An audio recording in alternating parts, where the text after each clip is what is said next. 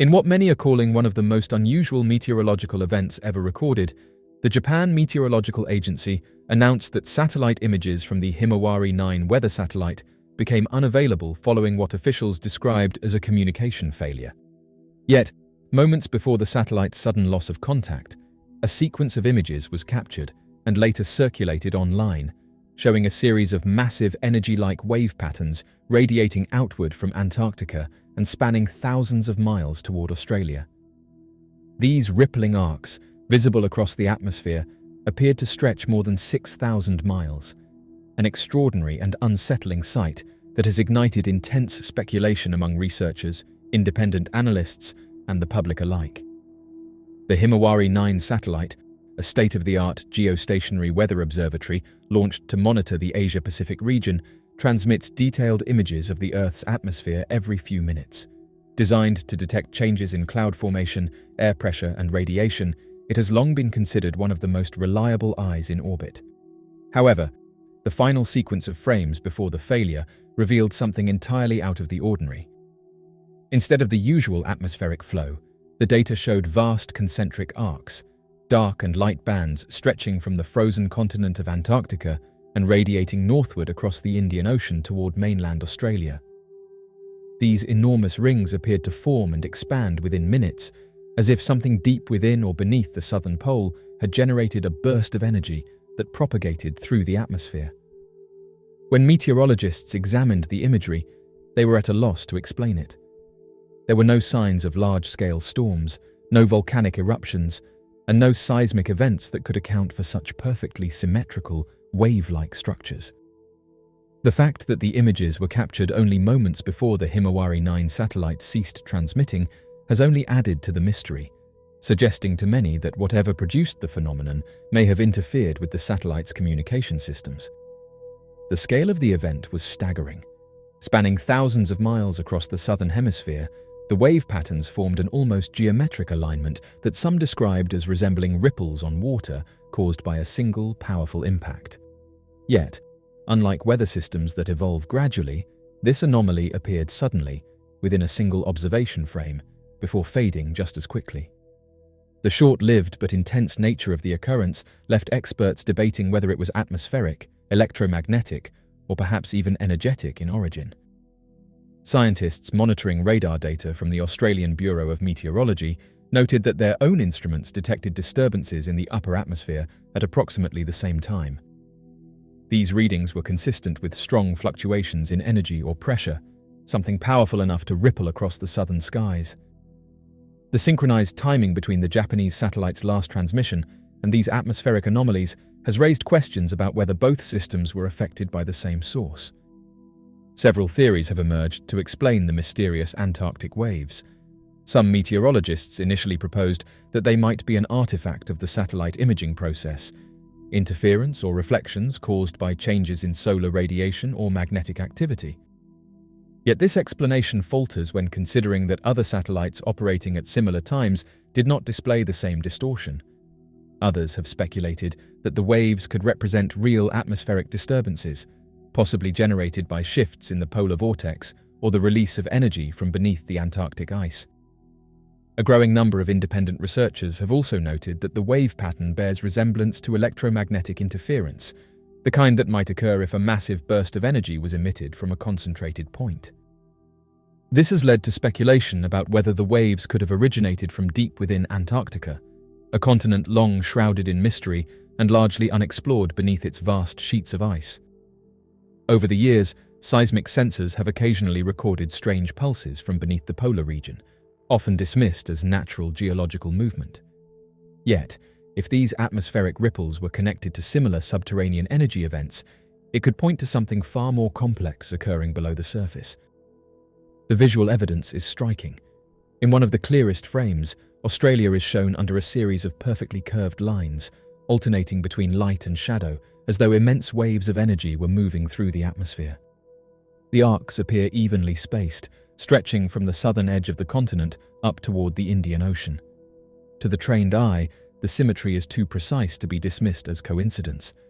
The patterns suggest an organized force, not random weather activity. The Japan Meteorological Agency has since confirmed that communication with Himawari-9 was lost at approximately the same time these images were taken. Engineers have been working to restore full functionality, but so far, no definitive cause for the disruption has been released. The timing of the event, however, has fueled theories that the satellite systems may have been affected by the same energy disturbance that appeared in the images. For many observers, this incident recalls past moments when satellites monitoring the Earth or Sun have captured unexplained anomalies moments before suffering data interruptions. Some believe that such occurrences are not random, but rather indicative of powerful bursts of electromagnetic radiation, atmospheric energy, or even technology not yet publicly understood. The Antarctic region has always been a source of fascination and secrecy. From unexplained heat signatures detected beneath its ice sheets to restricted areas that are off-limits even to scientific expeditions, it remains one of the least understood places on the planet. The sudden appearance of massive wave formations radiating from its center raises the possibility that something deep within the continent may have become active, either geologically or technologically. If these waves originated from the ground or the ice below, it would imply a release of tremendous energy capable of disturbing the atmosphere thousands of miles away. Across online forums and research communities, the event has become a focal point for discussion. Some theorize that the waves could represent the testing of advanced technology, possibly involving radar or energy manipulation. Others suggest that it may have been a natural but extremely rare atmospheric resonance, similar to how sound waves propagate through air, but on a scale large enough to be visible from space. A few go further, proposing that the waves might be evidence of interactions between Earth's magnetic field and a yet unknown external source of energy. Whatever the cause, one fact remains undeniable. These patterns were captured, verified, and observed across multiple time-stamped frames just before a major satellite failure. The coincidence has made it difficult for even skeptics to ignore. The scientific community continues to examine the data that remains, but much of the original feed from the Himawari-9 satellite is unavailable, having been lost during the communication outage. The Japan Meteorological Agency has since stated that the satellite's backup systems remain stable, yet no new imagery from the same region has been released to the public. This silence has only deepened curiosity, as people around the world wonder whether the full truth about the event will ever be shared. For now, the mystery remains unresolved. A series of concentric energy waves spanning the vast distance from Antarctica to Australia were seen by millions, preserved in screenshots and archived radar data, before disappearing, along with the very satellite that recorded them.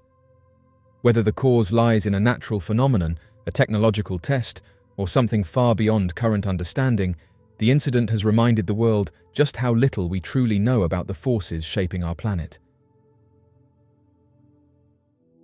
In recent years, increasing attention has been drawn to the idea that Earth's history has been punctuated by cataclysmic events, particularly massive floods capable of reshaping entire landscapes.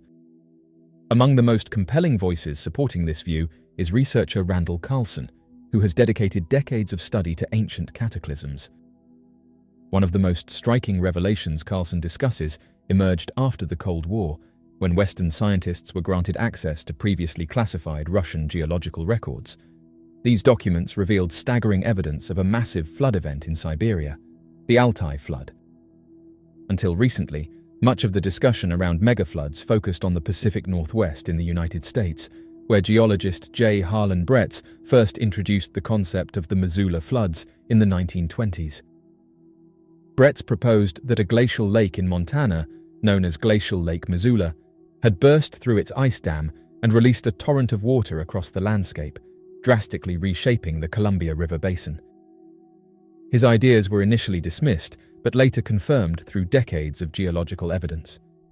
What many in the West did not realize was that a similar, equally enormous event had occurred across the globe in the Altai Mountains of southern Siberia. According to Russian geological records now accessible to Western researchers, including Carlson, the Altai flood represents one of the most significant geological events at the end of the last ice age. As glaciers retreated and meltwater accumulated in large basins, massive glacier-dammed lakes, such as the conjoined Chuya and Kure, formed in the intermontane valleys of the Altai Mountains. The combined volume of these lakes was around 600 cubic kilometers. When the ice dams that held them back finally failed, the resulting deluge released water with the force and speed comparable to, or even greater than, the Missoula floods. What followed was a flood of staggering proportions. At its peak, the Altai flood may have reached flow rates of up to 800 million cubic feet per second. The raw power of this discharge left behind unmistakable markers. One of the most dramatic indicators of this flood can be found in the giant current ripples that scar the landscape of the Kure Basin. These are no ordinary ripples.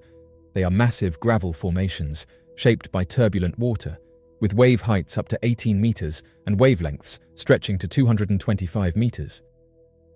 These features dwarf those found in any modern river system and speak to a force of nature far beyond anything witnessed in the historical record. In addition to the ripples, geologists have identified giant bars along the lower Chuya and Katun rivers. These sediment deposits rise as much as 300 meters above current river levels and can extend up to 5 kilometers in length. The most well-developed bars occur just below the confluence of the Chuya and Katun rivers and show evidence of being shaped by powerful eddies and currents on the inside bends of the river during the flood.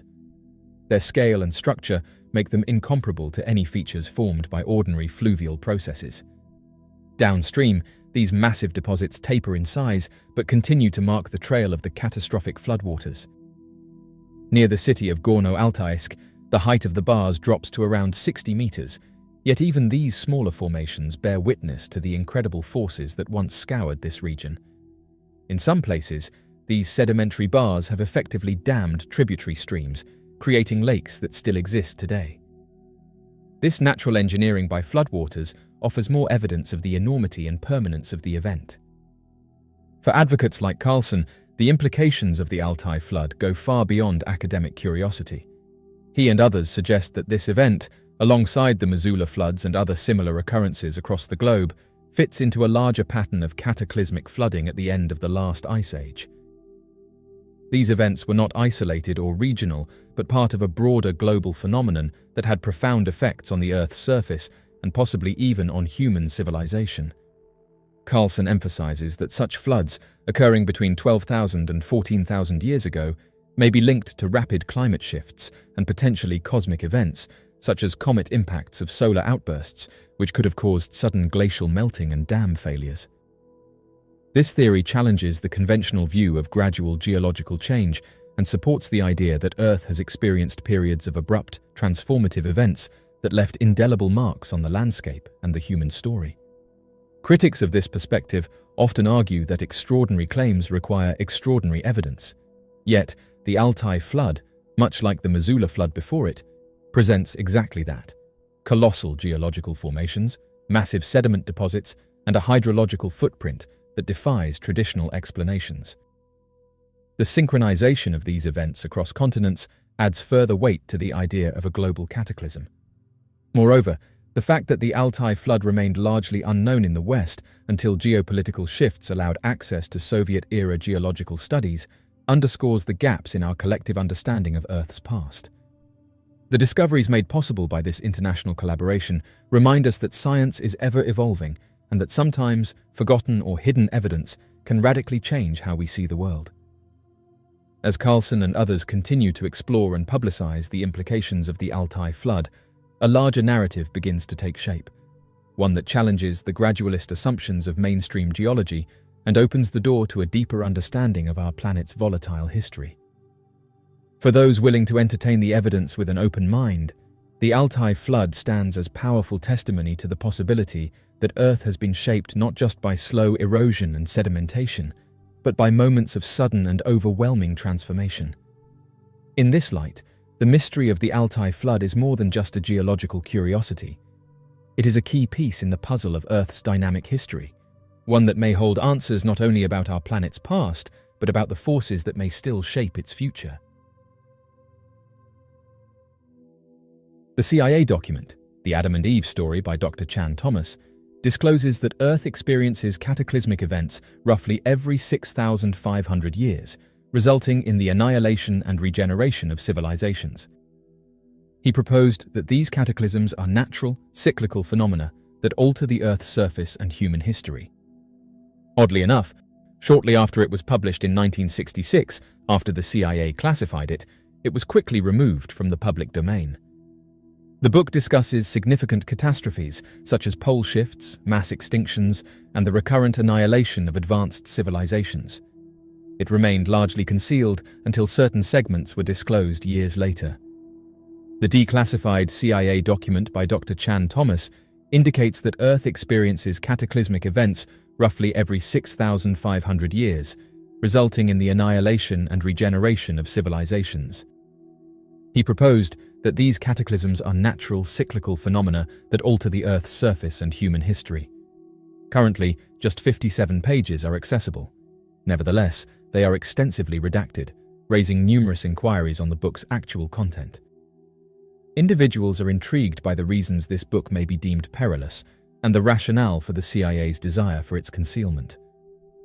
American electrical engineer and psychic Dr. Chan Thomas developed a theory of worldwide apocalypse in which drastic changes in Earth's electromagnetic fields cause the crust to become more viscous, accelerating continental drift.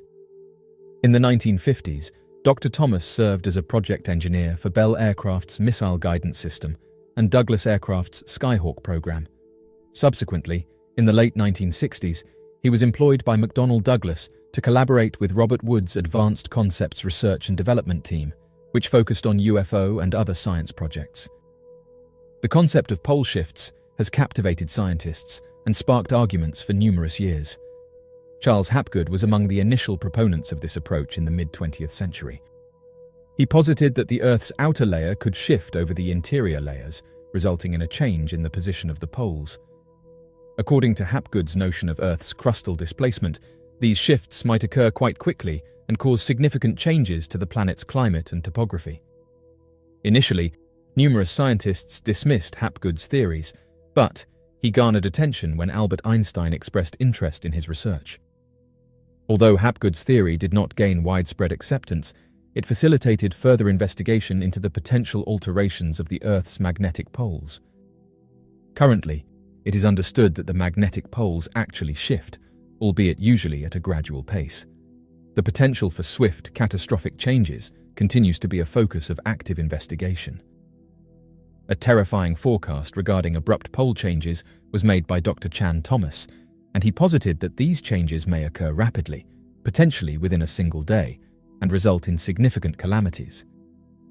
He stated that these rapid alterations could precipitate significant earthquakes, volcanic eruptions, and tsunamis, culminating in extensive destruction. Although the majority of scientists express skepticism over such swift transitions, the concept continues to engage the curiosity of both scholars and the general populace. Mass extinctions have destroyed numerous species throughout Earth's history, altering the trajectory of life on our planet. Certain scientists propose that these extinctions may be linked to polar shifts or other significant geological occurrences. This era experienced a substantial decline in global temperatures, attributed by some to a comet impact or a major pole shift.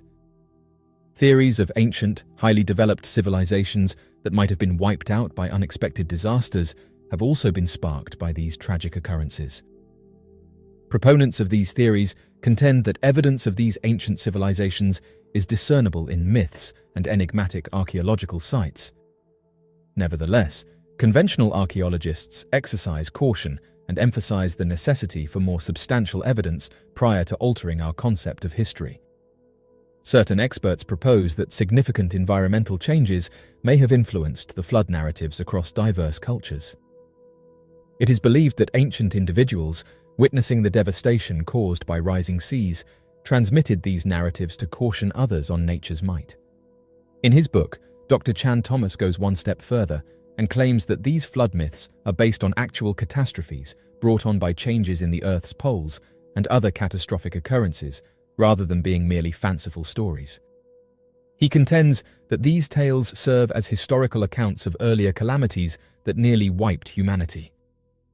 Thomas posits that our predecessors crafted these narratives to commemorate events and caution future generations about their potential reoccurrence.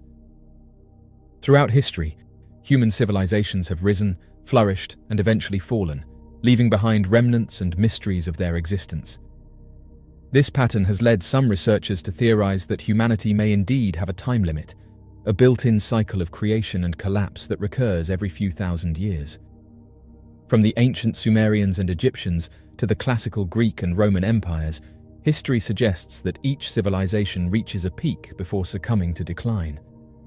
The consistent recurrence of these falls has prompted questions about whether our current civilization might be subject to a similar fate. Could humanity be bound to a cycle of rise and collapse, destined to rebuild only to fall once again? The idea of civilizations having a time limit is not without basis. Historically, great societies have risen to unprecedented heights only to experience sudden or gradual declines. One of the earliest known civilizations, the Sumerians of ancient Mesopotamia, thrived around 4500 BCE. They established cities, created writing systems, and developed complex social and political structures. However, over time, factors such as environmental degradation, invasions, and internal conflict led to their decline, and eventually, the Sumerian civilization dissolved into other rising empires. Similarly, ancient Egypt enjoyed nearly 3,000 years of relative stability and cultural advancement. It was one of the longest-lasting civilizations in human history, and its achievements in architecture, medicine, and art were unparalleled. Yet, Egypt also fell, gradually losing power due to invasions, political fragmentation, and economic pressures. By the time of Cleopatra, the once great civilization was subsumed into the expanding Roman Empire. Another example is the Roman Empire, whose rise and fall remains one of the most studied cases of civilizational decline. At its peak, Rome controlled vast territories across Europe, North Africa, and Asia, and its influence shaped much of Western civilization. However, internal corruption, economic challenges, and relentless invasions by outside tribes eventually led to the collapse of Rome in 476 CE. The fall of Rome marked the end of classical antiquity and the beginning of the so-called Dark Ages in Europe, a period of reduced knowledge, cultural decline, and political instability. The patterns observed in ancient civilizations have led scholars to explore theories of cyclical collapse. One such theory is that of the Four Ages, an ancient Hindu concept that divides human history into repeating cycles: the Satya Yuga, Treta Yuga, Dvapara Yuga, and Kali Yuga. Each cycle represents a gradual decline in human morality and civilization, culminating in chaos and destruction before a new age begins. According to this theory, humanity is currently in the Kali Yuga, an era characterized by moral decay, conflict, and instability, signs that some interpret as precursors to a major civilizational reset. Similarly, the philosopher Oswald Spengler proposed in The Decline of the West that civilizations have a life cycle akin to that of living organisms. They are born, mature, grow old, and eventually die. He argued that Western civilization, like those before it, would also undergo a period of inevitable decline. Spengler's ideas have influenced historians and sociologists who study the life cycles of civilizations, suggesting that human societies may be subject to forces beyond their control that lead to eventual decay and collapse. Another theory, known as the Malthusian trap, posits that civilizations expand until they reach the limits of their resources, leading to collapse. This theory, based on the work of Thomas Malthus, suggests that population growth eventually surpasses the available resources, resulting in famine, conflict, and decline. The collapse of the Mayan civilization is often cited as a possible example, where a combination of drought, overpopulation, and resource depletion likely contributed to its downfall. The recurrence of civilizational collapse raises a pressing question. Is our modern global civilization bound to face a similar fate? Many researchers argue that while technology and globalization have advanced human society in unprecedented ways, these same factors have also increased the risk of widespread collapse. Unlike past civilizations, modern society is interdependent, with complex networks of trade, communication, and technology linking nearly every country. This interdependence, while a strength, also means that a crisis in one area can ripple across the globe, potentially destabilizing entire systems.